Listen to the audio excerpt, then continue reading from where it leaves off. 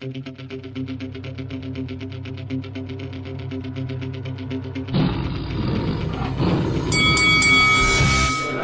Michael Buffer here, and you are watching Lights Out. This is Faisal Khan for Lights Out, proudly sponsored by Spartans Law. We're here in Manchester ahead of Saturday night's huge main event between Amir Khan and Brook. I'd like to be joined by Manchester's very own former world champion, Anthony $1 Million Crolla. Anthony, how are you, mate? I'm good, thank you. I'm good. I've never realised just how big this fight week was going to be. It's absolutely huge. I can't wait for Saturday night. You said to me last week at the Daniel Jacobs John Ryder public workout, don't ask me for a prediction until fight night itself, or until the week of the fight. So I'm not letting you off now. So come on, mate. I mean, given by what you've seen during the gloves are off, the workouts, the shape of the fighters, I'm not letting you leave this interview until you give me a prediction. That's fair. But if I could, I'm gonna have to pull my splinters out. But it's mate, it's so hard to call. So hard to call. But yeah, I just believe.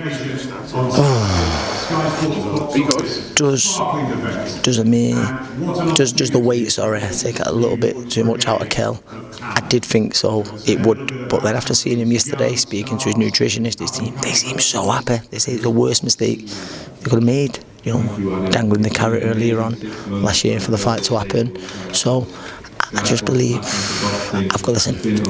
I stick to my original of slightly leaning towards Amir, possibly late on all points, but I would not be one bit surprised if Kell times him early on. Do you know what I mean? He's got unbelievable timing and he got some over. And that's not to say Amir's got a bad chin, because everyone's, for some reason, people go, oh, Amir can't take a shot. Amir can take a shot. He's only been knocked out like at elite class, but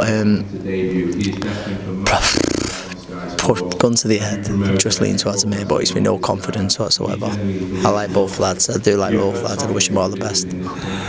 Let's talk a bit about what went down on the gloves are off. Obviously, taking part in social media as we do, you know, throughout majority of the day, it is social media has a huge influence on us all. What did you make of Amir Khan's attitude towards that gloves are off episode? I thought he played it smart. I thought he played a little bit the wind up, and he done well, and Kell probably bit a little bit too much. But listen, well, that has an effect on Saturday night. I don't know, probably not, but it made for great TV. I just believe that. I believe that Kell, I've seen him yesterday, he's ready to go now, so I think he's just got to hold it back a bit. Where I think now we're going to see the press conference. I won't be surprised if Amir smart again, the wind up, he's played it very well, so we'll see. But yeah, no, I think in the gloves are off, he was sharp, he was witter, and yeah, he come across the wind up.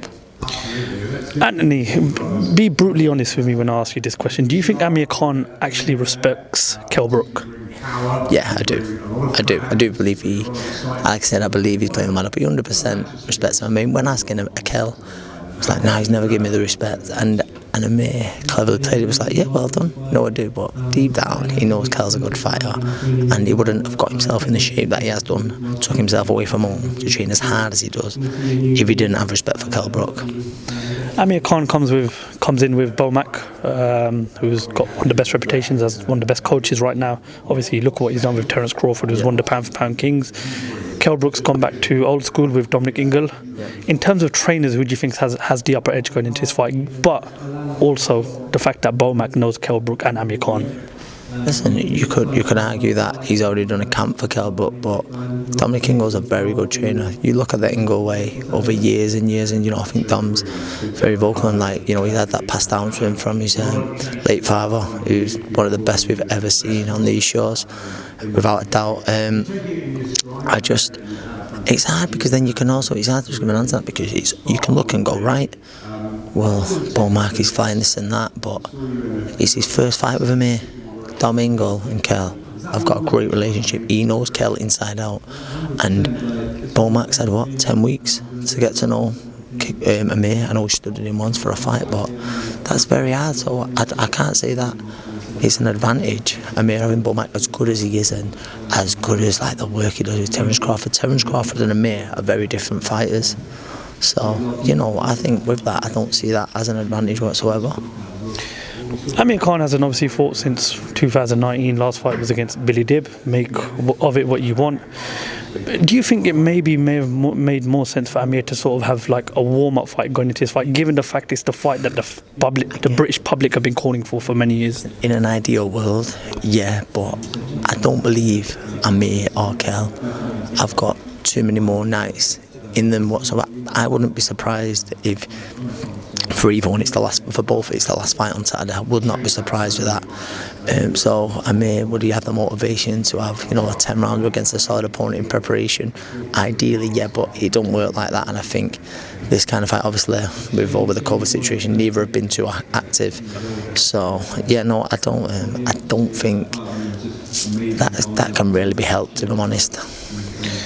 All right, well, all roads lead to Saturday night. It's going to be a very interesting and entertaining fight, and everybody, including myself, is hoping that it lives up to expectation. I just want to get your thoughts on a division that you conquered in your time.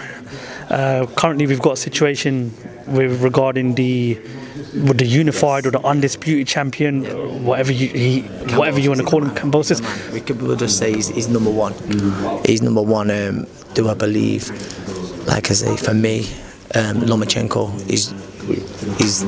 beats them all in that division. However, Kambosos is number one because he's the man who beat the man.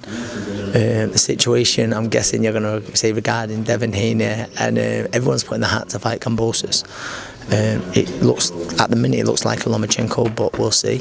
It's a weird one with Haney because I think he's super talented. I think he's a great fighter, but very clever, finds a way to win. But he says, whatever Lomachenko is taking, I'll take. But then it's like, I saw someone tweet, I don't know if it was Adam or Nick, but it's a bit like, no, you've got to say you'll take less. Like if you say you'll take the same, so not fight Lomachenko, do you know what I mean? But I do, I believe, I hope we do see Kambosos, Lomachenko, and I really rate Kambosos for taking that fight because I think it's the toughest fight he can take, and I think it's a fight where he starts every bit as big of an underdog as what he did with Lopez. So yeah, no, and that's the fight I'd like to see. You shared the ring with Vasily Lomachenko. You know just how good he is. He beat his last fight he won against Richard Comney, yes, my mistake. But obviously he suffered that defeat at the back end in 2022 to Teofimo Lopez. Going by his last performance, do you still think he has what it takes to become the number one guy in that division right now? Yeah, without a doubt. I think he beats the Marlon. It's a fascinating division with Tank Davis, wherever he might settle. Ryan Garcia. Teofimo obviously is going to move up a weight. It's yeah, I believe, I've not mentioned Kambosos, obviously you've got to say he's number one, but yeah, no, I think without a shadow of a doubt, I believe Lomachenko can be number one in that division again for sure. Tyson Fury, Dillian Whyte. Your honest opinion, what do you think is going on right now? Honest opinion, I think the fight will happen. I think Dillian Whyte's possibly playing a bit of the mind games. Think, well, no, listen, I'm getting paid very well. I'm getting my shot. I'm working hard. But I think the fight happens, and I think we'll have a news on a date very, very soon, and it'll take over in the UK. I'm pretty sure of. Tyson Fury, in the majority of boxing fans' eyes, is the number one heavyweight right now. Yeah. Dillian Whyte has had to rebuild a couple of times during his career. How does Dillian Whyte manage to beat Tyson Fury, who's become a whole new animal since going over to the Kronk's gym? It's a very big ask. I believe, I've said it for a long time now, I believe a fit and focused Tyson Fury is the best heavyweight on the planet, and I think it's a big ask, and it's never say Dillian Whyte can't, because heavyweight boxing, especially, one punch can change a fight, and I think he'll have success to the point where he might even buzz Tyson, or he might shut down, but I think his best chance is to try and walk Tyson onto one. We've seen Tyson boxing a lot more aggressive lately, but that said, I believe Tyson Fury wins the fight without a doubt. All right, okay, well, fingers crossed that fight gets announced soon, because that's a fight the British public, even the rest of the world in boxing, would love to see. Anthony, thank you very much for your time. Really appreciate you speaking to us, and hopefully we'll catch up with you after fight night. For sure. Therefore, man. Top man.